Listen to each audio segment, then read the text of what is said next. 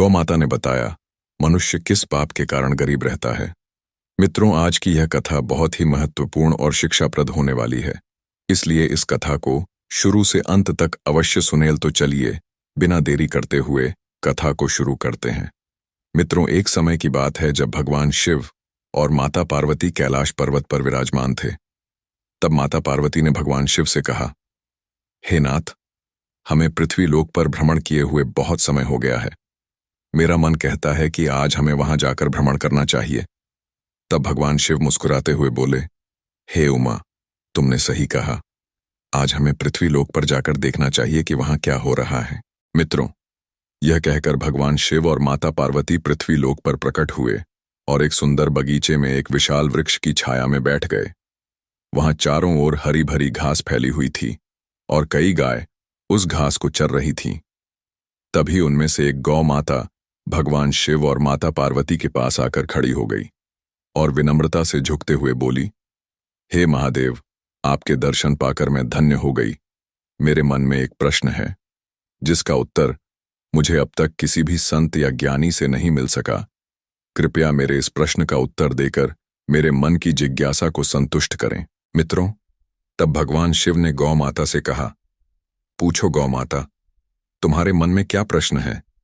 तब गौ माता ने कहा, हे प्रभु, इंसान को किस पाप के कारण गरीबी का सामना करना पड़ता है, और वे 3 लोग कौन हैं जिनके प्रभाव से घर का सर्वनाश हो जाता है। क्या मनुष्य को केवल उसके भाग्य के कारण अमीरी या गरीबी मिलती है। तब भगवान शिव मुस्कुराते हुए बोले, हे माता, तुम्हारा प्रश्न अत्यंत महत्वपूर्ण है और मैं तुम्हें इसका उत्तर अवश्य दूंगा।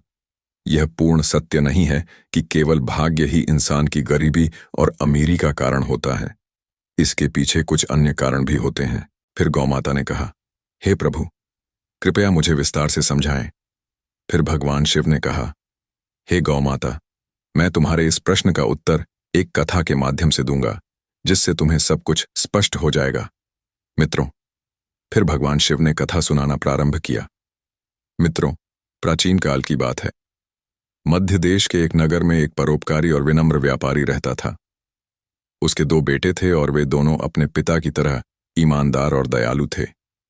व्यापारी अपने परिवार के साथ सुख शांति से जीवन बिता रहा था और उसने अपने दोनों बेटों का विवाह धूमधाम से कर दिया था।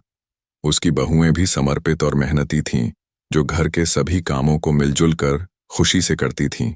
जब व्यापारी की छोटी बहू घर में आई तो ऐसा लगा जैसे उनके घर में स्वयं माता लक्ष्मी ने प्रवेश कर लिया हो। उसके आने के बाद व्यापारी के व्यापार में 2 गुना लाभ हुआ और घर में कभी धन या अन्न की कमी नहीं रही। घर का माहौल बहुत शांतिपूर्ण और सुखमय था। व्यापारी के दोनों बेटे मिलजुल कर काम करते थे और दोनों बहुएं भी एक दूसरे के साथ बहुत प्यार से रहती थीं। घर के सभी सदस्य पहले आपस में सलाह मशविरा करते थे और फिर कार्य शुरू करते थे, जिससे व्यापारी का व्यापार दिन प्रतिदिन उन्नति कर रहा था। मित्रों, फिर एक दिन व्यापारी ने अपने दोनों बेटों और बहुओं को बुलाकर कहा, पुत्रों, अब मुझसे व्यापार का काम संभालना कठिन हो गया है, इसलिए आज से यह जिम्मेदारी मैं तुम दोनों को सौंप रहा हूं। तब पिता की बात मानकर दोनों बेटों ने पूरे मनोयोग से व्यापार की बागडोर संभाल ली। व्यापारी को यह देखकर संतोष होता था कि उसका परिवार प्रेम और सद्भाव से रह रहा था। उसके दोनों बेटे व्यापार में निपुण हो रहे थे और बहुएं घर में सुख शांति बनाए हुए थीं। यह देखकर व्यापारी निश्चिंत होकर चैन की नींद सोता था। मित्रों, लेकिन नगर के कुछ लोग व्यापारी के सुखमय जीवन को देखकर उससे ईर्ष्या करने लगे थे। वे सोचते थे कि व्यापारी का जीवन कितना आरामदायक और सुखद है। व्यापारी दिन प्रतिदिन प्रगति कर रहा है और उसके परिवार में कोई झगड़ा या परेशानी नहीं है। यह देखकर नगरवासियों के मन में जलन होने लगी। मित्रों, फिर भगवान शिव ने गौ माता से कहा, हे गौ माता, ऐसे एक बड़ी मछली तालाब में छोटी मछलियों को फलते फूलते देखकर डरकर उन्हें निगलने की कोशिश करती है। वैसे ही मनुष्य दूसरों की प्रगति देखकर उन्हें पीछे खींचने का प्रयास करता है। इंसान अपनी सफलता से जितना प्रसन्न नहीं होता, उससे अधिक वह दूसरों की तरक्की देखकर बेचैन हो जाता है। एक विद्वान ने ठीक ही कहा है कि मनुष्य अपने दुख से उतना परेशान नहीं होता जितना वह दूसरों के सुख से परेशान होता है। मित्रों, नगरवासियों की जलन के कारण वे व्यापारी के खिलाफ षड्यंत्र रचने लगे और उन्होंने सोचा कि व्यापारी का जीवन कष्टपूर्ण कैसे बनाया जाए। फिर नगर के कुछ लोग व्यापारी के कुल पुरोहित के पास गए और बोले, हे पुरोहित जी, आप अभाव में जीवन बिता रहे हैं, जबकि आपका यजमान ऐश्वर्य और वैभव से परिपूर्ण जीवन जी रहा है। वह अपनी बहुओं के हाथ का स्वादिष्ट भोजन कर रहा है और सुख शांति का आनंद ले रहा है। फिर पुरोहित ने पूछा, आप लोग ये सब क्यों कह रहे हैं? आपकी बात का क्या मतलब है? तब नगरवासियों ने बताया, याद कीजिए, व्यापारी ने आपको आखिरी बार कब अपने घर बुलाया था? यदि वह आपको यज्ञ और पूजा के लिए नहीं बुलाएगा तो आपकी आय कैसे होगी? आपको दान दक्षिणा कैसे मिलेगी मित्रों? पुरोहित यह सुनकर चिंतित हो गया और नगरवासियों की बातों से प्रभावित होकर वह सोचने लगा कि व्यापारी के जीवन में कोई कठिनाई आनी चाहिए ताकि वह उसे पूजा पाठ के लिए बुलाए। मित्रों, फिर वह पुरोहित अपने गुरु के पास गया, जिससे गुरु ने उसकी समस्या सुनकर कहा, चिंता मत करो, मुझे बताओ कि तुम्हारी समस्या क्या है। तब पुरोहित ने उत्तर दिया, हे गुरुदेव, मैं चाहता हूं कि व्यापारी के जीवन में कुछ समस्याएं आएं, उसके घर में अशांति हो और उसके व्यापार में हानि हो, ताकि वह मुझे पूजा पाठ के लिए बुलाए। तब गुरु ने कहा, तुम चिंता मत करो, व्यापारी के सुखमय जीवन का मुख्य कारण उसकी छोटी बहू है, जो भगवान विष्णु और माता लक्ष्मी की नित्य पूजा करती है। उसके कारण उनके घर पर दिव्य कृपा बनी हुई है। जब से वह बहू इस घर में आई है, व्यापारी का जीवन धन धान्य से परिपूर्ण और सुखमय हो गया है। ऐसी धार्मिक और गुणवान स्त्री जिस घर में होती है, वहां कभी अभाव नहीं होता। फिर गुरु की बात सुनकर पुरोहित ने पूछा, तो क्या ऐसा कोई उपाय है जिससे व्यापारी के घर में अशांति आ जाए? तब गुरु ने कहा, तुम बस एक सरल उपाय करो, व्यापारी के घर जाओ और उससे एक पीतल का लोटा मांग लो और उस लोटे को अपने घर ले जाकर रख लो। इससे व्यापारी के व्यापार में हानि होगी और उसके घर में कलह शुरू हो जाएगी। फिर वह तुम्हें पूजा पाठ के लिए बुलाएगा। मित्रों, फिर गुरु की सलाह मानकर पुरोहित व्यापारी के घर गया। व्यापारी ने उसे देखकर स्वागत किया और कहा, आइए पुरोहित जी, इतने दिनों बाद आपके दर्शन हुए हैं, सब कुशल मंगल है ना? फिर पुरोहित ने कहा, सब ठीक है, बस इधर से गुजर रहा था तो सोचा आपसे मिल लूं। फिर कुछ समय बाद पुरोहित ने कहा, व्यापारी जी, मुझे थोड़ा पानी दीजिए। फिर व्यापारी पानी लाने के लिए अंदर चला गया। तब पुरोहित ने कहा, पानी पीतल के लोटे में लाइए। फिर व्यापारी मुस्कुराते हुए बोला, जैसा आप कहें पुरोहित जी। तब व्यापारी की छोटी बहू, जो अत्यंत चतुर और समझदार थी तथा वास्तुशास्त्र का थोड़ा ज्ञान भी रखती थी, उसने देखा कि व्यापारी पीतल का लोटा लेकर जा रहा है। तब वह तुरंत उसके पास आई और बोली, पिताजी, यह लोटा थोड़ी देर के लिए मुझे दे दीजिए, मैं इसे जल्दी लौटा दूंगी। फिर व्यापारी ने सहज उसे दे दिया। मित्रों, फिर छोटी बहू ने उस लोटे का पानी निकालकर अपनी गौ माता को पिला दिया और फिर उसमें नया पानी भरकर लौटा ससुर को लौटा दिया। मित्रों, फिर व्यापारी ने वह पानी पुरोहित को दिया और पानी पीने के बाद पुरोहित ने कहा, व्यापारी जी, यह पीतल का लोटा बहुत अच्छा है, क्या आप इसे मुझे दे सकते हैं? तब व्यापारी हंसते हुए बोला, पुरोहित जी, यह तो बहुत छोटी बात है, आप इसे अपने साथ ले जाइए। फिर पुरोहित मन ही मन प्रसन्न हुआ और सोचने लगा, आज मैंने व्यापारी के सुख चैन पर प्रहार कर दिया है, अब उसके घर की खुशियां समाप्त हो जाएंगी। फिर पुरोहित वापस लौटते हुए मन ही मन यह सोच रहा था कि अब कुछ ही दिनों में व्यापारी मुझे बुलाएगा, उसके घर में कलह मचेगा और व्यापार में नुकसान होगा। तब मैं पूजा पाठ करके उससे अच्छी दक्षिणा प्राप्त करूंगा।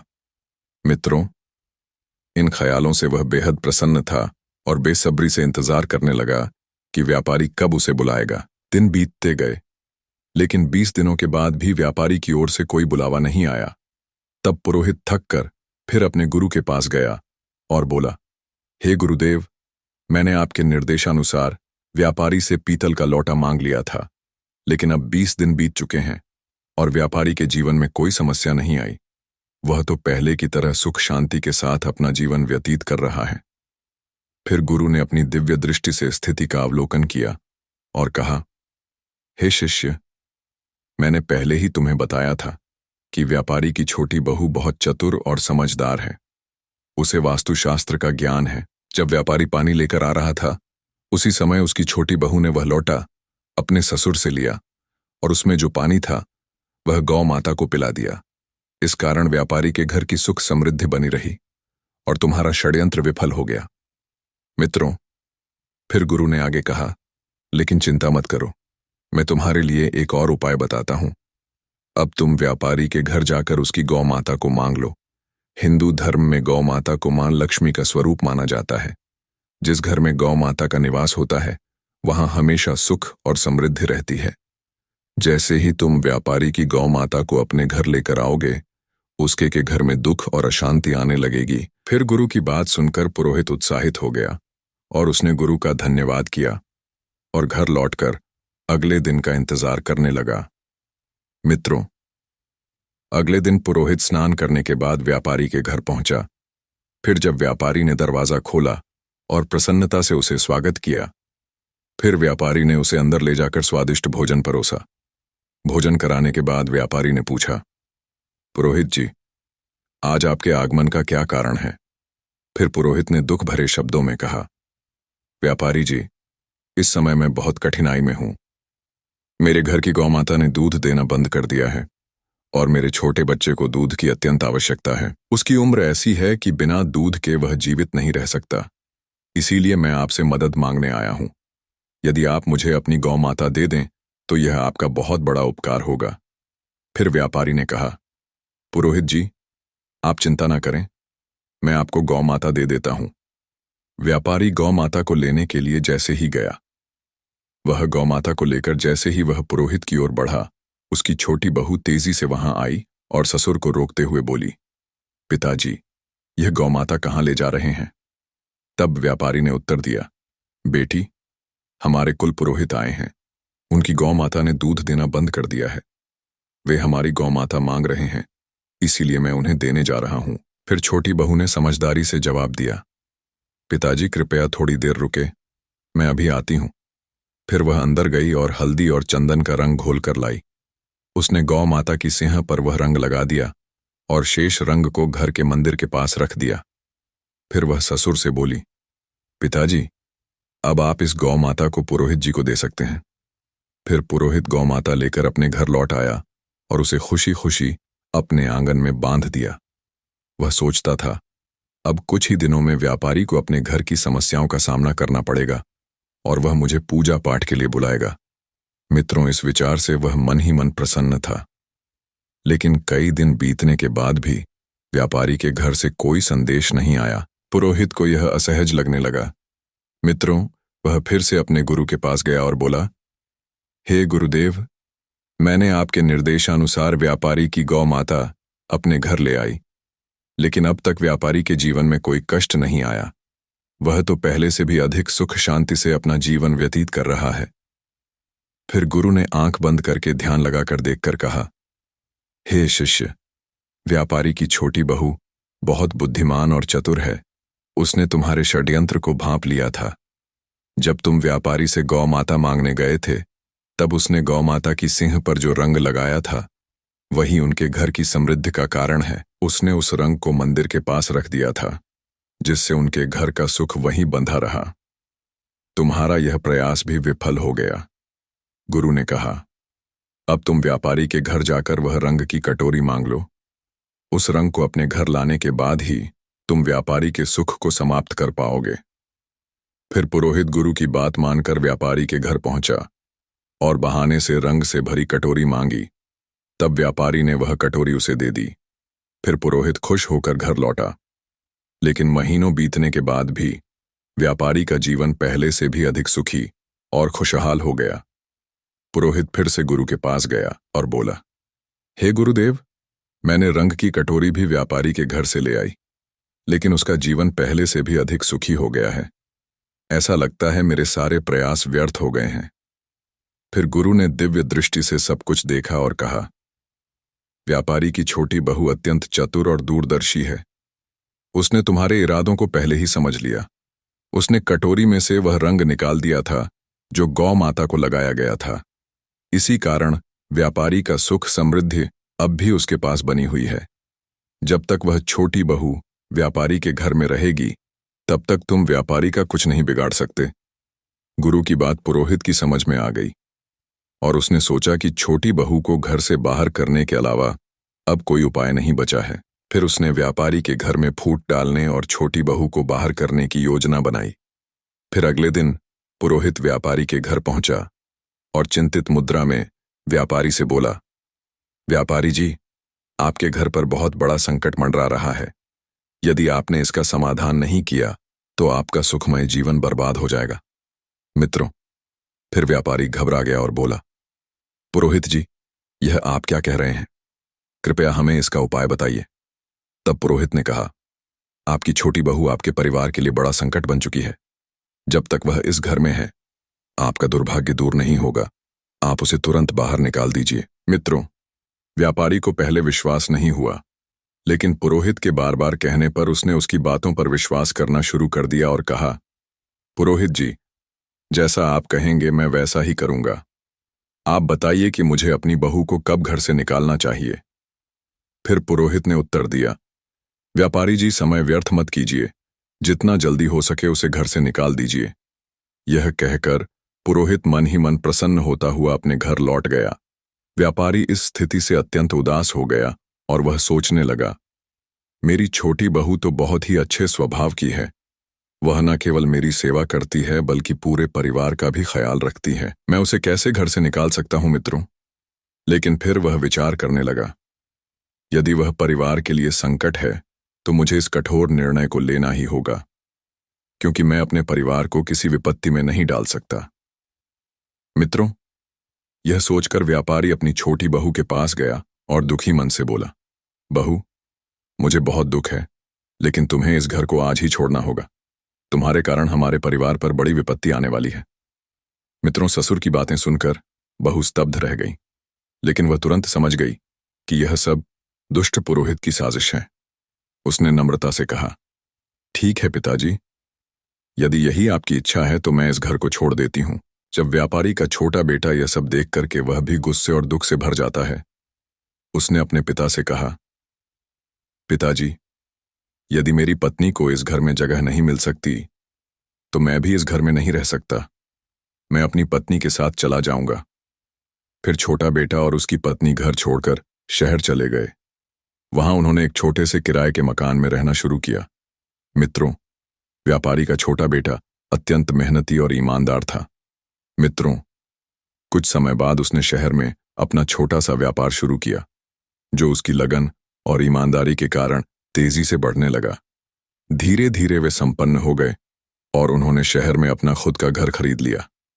मित्रों, इधर व्यापारी का घर पुरोहित की चालों के कारण बर्बादी की कगार पर आ गया। घर में हर दिन झगड़े और कलह होने लगे और व्यापारी का बड़ा बेटा, जो पहले व्यापार में मन लगाता था, वह अब बुरी संगति में फंस गया। वह बेवजह धन उड़ा रहा था और दिन रात आवारागर्दी करता था। पुरोहित पूजा पाठ के बहाने व्यापारी से लगातार धन लेता रहा और धीरे धीरे व्यापारी की सारी जमा पूंजी समाप्त हो गई। व्यापार भी पूरी तरह से बंद हो गया। अब तो स्थिति यह हो गई कि घर में खाने पीने का भी अभाव हो गया। मित्रों, फिर नगरवासी व्यापारी की दुर्दशा देखकर हंसते और ताने मारते उसकी दशा का मजाक उड़ाया जाता। यह सब देखकर व्यापारी को आत्मग्लानि होने लगी। उसने सोचा, मेरी जिंदगी अब किसी काम की नहीं रही।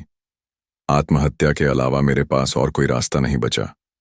मित्रों, इस विचार के साथ वह नदी की ओर बढ़ चला, लेकिन रास्ते में उसकी भेंट एक तेजस्वी संत से हुई। संत के मुख पर दिव्य था, माथे पर चंदन का टीका था और उनके लंबे केश संत को देखकर व्यापारी ने उन्हें प्रणाम किया और उदास होकर आगे बढ़ने लगा। संत ने कहा, हे पुत्र, ठहरो, तुम्हें इतनी चिंता क्यों हो रही है? क्या बात है? व्यापारी ने रुककर संत के समक्ष अपना पूरा हाल सुनाया, जिससे उसकी बातें सुनकर संत ने तुरंत स्थिति को समझ लिया।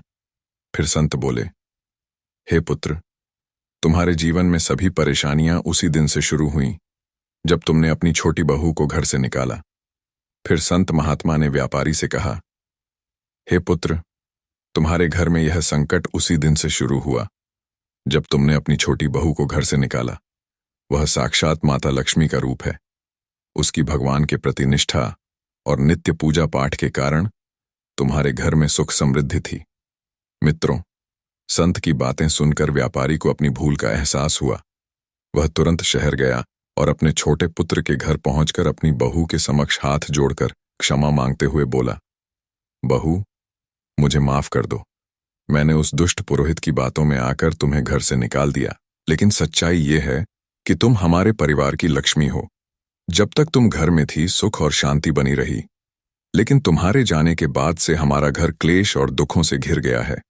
हमारा व्यापार पूरी तरह से ठप हो चुका है। मित्रों, तब ससुर की बात सुनकर छोटी बहू ने विनम्रता से कहा, पिताजी आप चिंता ना करें, मैं तुरंत घर लौटती हूं। यह घर भी मेरा है और वह घर भी मेरा ही है। उसने आगे कहा, मैं पहले ही समझ चुकी थी कि पुरोहित ने हमें बाहर करने के लिए षड्यंत्र रचा था। फिर वह ससुर और अपने पति के साथ खुशी खुशी घर लौट आई। मित्रों, इस संसार में कई लोग ऐसे होते हैं जो दूसरों की खुशियों से जलते हैं और उन्हें बर्बाद करने का प्रयास करते हैं, लेकिन यह हम पर निर्भर करता है कि हम किसकी बातों पर भरोसा करते हैं और कैसे निर्णय लेते हैं। यदि हम गलत लोगों की बातों में आकर अपने ही परिवार को तोड़ देंगे तो निश्चित रूप से हमारा घर बर्बाद हो जाएगा और हमारी स्थिति दयनीय हो जाएगी। मित्रों, छोटी बहू के घर लौटने के कुछ ही दिनों बाद व्यापारी का व्यापार फिर से चलने लगा और उसका परिवार एक बार फिर से सुख शांति से भर गया। घर में खुशियां लौट आईं और व्यापारी ने यह समझ लिया कि एकता और सही निर्णय ही परिवार की नींव को मजबूत रखते हैं।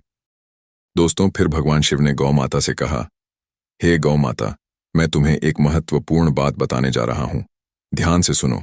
जिस घर में इन 3 प्रकार के लोगों की बात मानी जाती है, उस घर का नाश निश्चित है। तब गौ माता ने पूछा, हे प्रभु, वे 3 लोग कौन हैं? तब भगवान शिव ने कहा, नंबर 1, लालची, कुटिल और अनैतिक आचरण वाली स्त्री।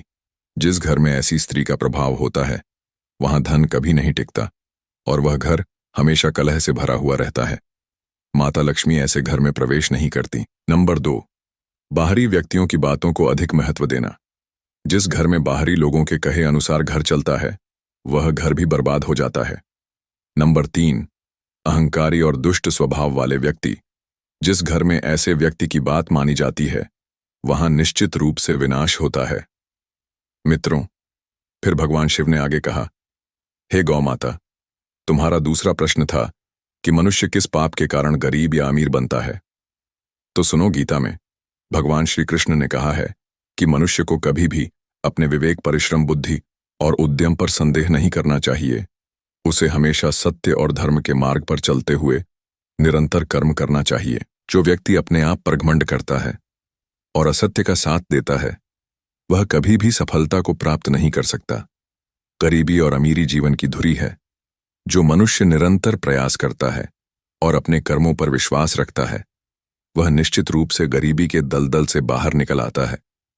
मित्रों, फिर गौमाता ने यह सुनकर कहा, हे प्रभु, आपके मुख से यह कथा सुनकर मैं धन्य हो गई। तो मित्रों, मैं उम्मीद करता हूं कि आपको यह कथा पसंद आई होगी, और यदि आप लोग इस भक्ति गाथा संग्रह चैनल पर नए हैं तो चैनल को सब्सक्राइब करना ना भूलें ताकि हर वीडियो का नोटिफिकेशन आपके पास पहुंच सके, और साथ ही कमेंट में जय शिव शंभू अवश्य लिखें। धन्यवाद।